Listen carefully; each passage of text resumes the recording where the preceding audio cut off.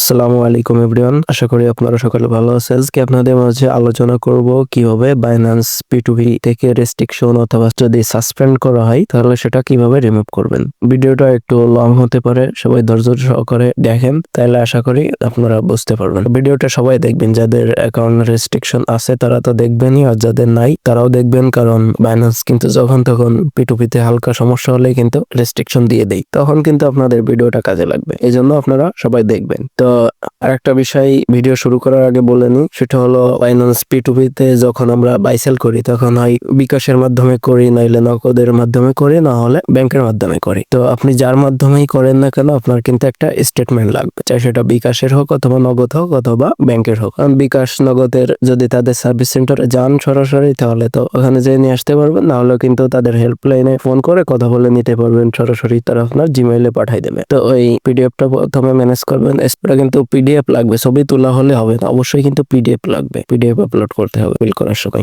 আর সাথে তো অবশ্যই আইডি কার্ড থাকা লাগবে। আপনার বাইন্যান্স যে অফিসিয়াল অ্যাপ আছে এই অ্যাপ দিয়ে কিন্তু আপনারা করতে পারবেন। আপনাদেরকে করতে হলে যে ক্রোম ব্রাউজার দেখতে পাচ্ছেন, ক্রোম ব্রাউজার দিয়ে করতে হবে। তো আমি ক্রোম ব্রাউজারে চলে আসলাম। এখানে এসে আপনারা প্রথমে আপনাদের আইডিটা লগ ইন করে নেবেন। তো আপনারা দেখতে পাচ্ছেন আমার আইডিটা কিন্তু লগ ইন করা আছে। তো এখন এই যে উপরে 3 ডট মেনু দেখতে পাচ্ছেন, এখানে চলে আসবেন সর্বপ্রথম। আসার পরে যে ডেস্কটপ যে মোড এটাকে অন করে নেবেন, না হলে কিন্তু হবে না, অবশ্যই ডেস্কটপ মোড অন করতে হবে। তারপরে এই যে এখানে 3 ডট মেনু দেখতে পাচ্ছেন, এই যে 3 ডটের ভিতরে চলে আসতে, তো আমি একটু জুম করে নিচ্ছি, চলে আসলাম। আসার পরে যে ট্রেড দেখতে পাচ্ছেন, এই ট্রেডের ভিতরে ঢুকতে হবে। তারপরে যে P2P দেখতে পাচ্ছেন, এখানে চলে আসতে হবে। আসার পরে আপনার এই যে নিচে দেখতে পাচ্ছেন, আসার পরে এই যে এখানে দেখতে পাচ্ছেন, এটা কিন্তু আপনার সাপোর্টে কথা বলার এই অপশনটা। তো আপনাদেরকে আগেই বলে নিচ্ছি, এখানে কিন্তু আপনার ভিডিও কলে কথা বলতে হবে, তারপরে ভিডিও স্টেটমেন্ট লাগবে, সবকিছুই কিন্তু লাগতে পারে। আপনারা সর্বপ্রথম এই যে 2টা ভিডিও দেখতেছেন যে হারিয়ে যাওয়া বাইন্যান্স অ্যাকাউন্ট রিকভার করবেন, কিভাবে এই ভিডিও 2টা দেখে নিবেন, তাইলে কিন্তু আপনাদের